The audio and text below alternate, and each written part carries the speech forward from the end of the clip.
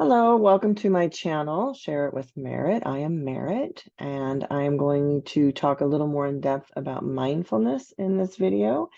In my last video, I talked about what mindfulness is and how it differs from meditation.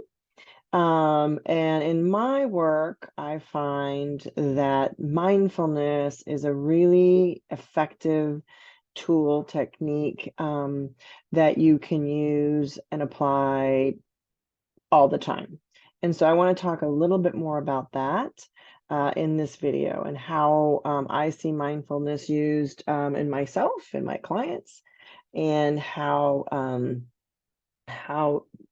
much it can make a difference in what I like to call defining and designing a life that you want and deserve to live, right? And that's really what I help people do. And, that's not a one and done, as you can probably imagine. Sounds easy, Mary. Let's define and design the life I want and deserve to have. That takes time, right?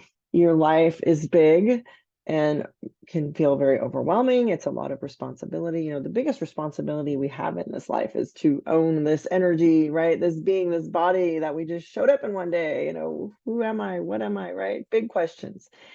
And what do I want for myself and how do I get there, right? And so I help people address those really big questions, meaningful questions, excuse me, about their life. And one of the things that I see is the most helpful is when people are able to really stop and bring their mindful awareness to these questions, right? Now, it's not a how do I want to put this? It's sort of like short spurts over time, right? It's hard to stay mindful for prolonged periods of time, at least in the culture I live in the US, right? I mean, we're busy, we have our lives. So it's like, how do we define and design that life as life is moving, right? What is it? What is that thing about building a plane while it's flying, right? Kind of same idea, right? How do you define and design this life that you want to have while you're living your life and while life is sort of happening to you, right? Because again, we just show up one day and we don't get to pick where or when or to whom, and life happens from the moment we show up. It happens to us for the most part, right? And unless and until we stop and go, hey, hold on a second, I'll keep bobbing and weaving, but how's that working for you, right? And often when I see people, they're at the point where they don't want to bob and weave anymore. They don't want to just stay afloat. They want to sail, right? And so how do you sail? Well, big question, but you start with mindfulness, okay? Because until you can develop that ability to really stopgap, remember it's a stopgap, and focus your attention to the life that is already going on around you and start to identify what parts of it are working and what parts of it are not working, nothing's going to change, right? And only you can do that, right? There's no magic pill, right? There's things that help take the edge off. I'm all for whatever it is, medication, anything, that's going to help you. That's going to be part of your toolbox, right? But all of those, no, I'm not going to say that. But if you don't have mindfulness in your toolbox, it's like going through quicksand, right? Because you're just still in that space where you don't have as much control, mastery, agency, influence in your own life, right? Because you need to take that time to really stop and not necessarily execute, right? It's the step before executing. Anyway, before I go off onto that, is bringing your attention to what is. And the other thing I wanted to mention is that there's different phases in life, right? So we show up one day, we're kids, right? And that's a phase of life. Probably not a lot of mindfulness going on then, but hey, nowadays, now that this is becoming, much more mainstream and people are teaching their kids and they're teaching it in kindergarten. I remember being in grad school thinking, man, they need to be teaching this stuff in kindergarten, and they're doing it now. So it's very hopeful. And you see kids starting to, well, they say, well, this is how I'm feeling, and they're being mindful. And so hopefully, puts me out of a job. Right? Because the more that people are able to be mindful and be aware and make choices in their own lives, the better off we all are, by the way. So when you're doing this work for yourself, when you're defining and designing the life that you want and deserve to have, you're making the world a better place because you're taking responsibility for you. And that is your responsibility. It's not anybody else's responsibility, just as it's not your responsibility to take on anybody else's energy, right? So when you channel your energy in a way that is productive and healthy and fulfilling, you're making the world a better place. Okay, so back to mindfulness and the phases of life. So kids, not a lot of mindfulness, but that's okay. I mean, kids are very much in a phase of life of learning and developing and to a certain extent absorbing, right? And that's appropriate, right? Then we get into sort of the young adult phase, right? Late teens, early 20s, lots of change. You're flying the coop, you're figuring out how to be an adult. Still a lot of absorbing, right? But development starts to slow down, right? We only, what is it, till 25 or something, and then everything, gravity takes over, something like that, right? I'm not an expert in that area, but if you're watching this, you've probably been there. But that's the time to, if you are mindful and you can start to use this tool, that's the ideal time to start defining the life you want and deserve, right? Am I right? Because those of us who started a little later, I'm not going to say I have regrets, but I do wish someone would have clued me into this stuff a little bit earlier. I had to figure it out on my own, you know. And so the younger you start, the more benefit you're going to have, right? Just pretty much with any healthy choice that you make, going to the gym, whatever it may be, exercising your physical self, your emotional self, your social self, your spiritual self, right? Those are sort of the main areas of our being, and they all deserve time and attention, right? And so then you get into your more mid 30s to 40s, kind of the, I don't know, I'm going to try not to label it, but that's a lot of hard work in those years, right? A lot going on, maybe starting your own family, career, whatever it may be, right? That's you're kind of like right in the middle of the sandwich there.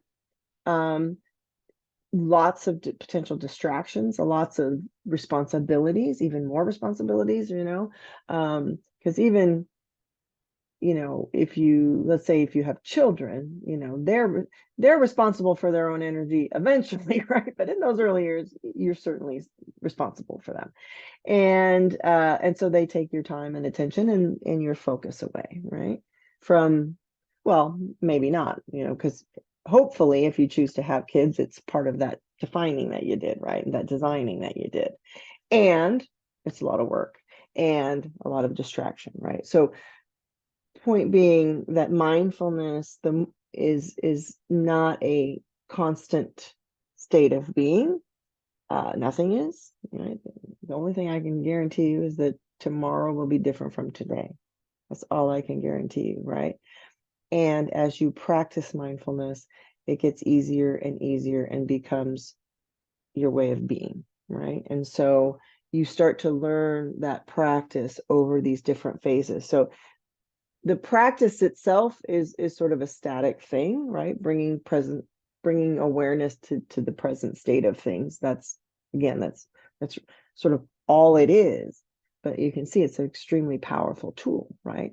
And the more you use it, the more it becomes, I would say, it's almost like wallpaper. It's just there, right? So you may not be engaged in it 24/7, but it becomes less of an effort to get there, right? You can be in sort of a chaotic moment and just naturally be present. You can do that, right? And then on to other phases, right? Aging, retirement, um, you know, having maybe more time, less distractions, but different challenges. There's challenges in every phase. I think that's really important to recognize as well, is that, no phase is without pros and cons, put it simply. Every phase has its really interesting, exciting, fun challenges, rewards, stressors, frustrations. And so I guess what I'm ultimately trying to say here is that the sooner you you start to include mindfulness, a mindfulness practice into your life, into your life's design, the more benefit you're going to get from that tool, and the more likely you are to stay in line with that life that you've defined and designed, because the defining and the designing is based in your value system, right? What you believe in, what's important to you. And along the way, it's easy to lose sight of that 30,000-foot view of my morals, my values, my interests, my purpose, when you get the day-to-day, oh man, the cable guy never showed up, and there's ants in my, whatever it may be, right? There's just those little stressors in life get us move further and further away from our values and our purpose, and such is life, right? But the more that you can focus and bring mindful awareness to those things, the more you can frankly resolve them faster, right? So for example, the cable guy, right? No one, and it's obviously it's not a big deal, but that's the point, right? It's not a big deal. And we can easily get caught up and distracted by things that are not big deals because of that negativity bias that I've talked about in other videos, right? That we're designed to solve problems, right? But when we get focused on these little natty little problems, we forget about what is the big problem we're trying to solve for, right? Oh, my life's purpose. Not that that's necessarily a problem, but it's a challenge. It's our biggest challenge, right? And our biggest challenges in life are the most rewarding. Okay. So anyway, all of this to say, start your mindfulness practice today, right? A reminder from last video, start in those moments where nothing's really happening. Go back and watch my video on the 95% life. 95% of our lives are filled with days where nothing really happens, right? Except when the cable guy's late and we let it ruin our day. Don't let it ruin your day, right? Use mindfulness in those moments to bring your attention to what is, right? Because when you bring your attention to what is, that's when you can change what is, should you want to change it. Okay. You can find more about me at shareitwithmerit.com. You can download a free recipe for happiness there, and I will see you in the next video.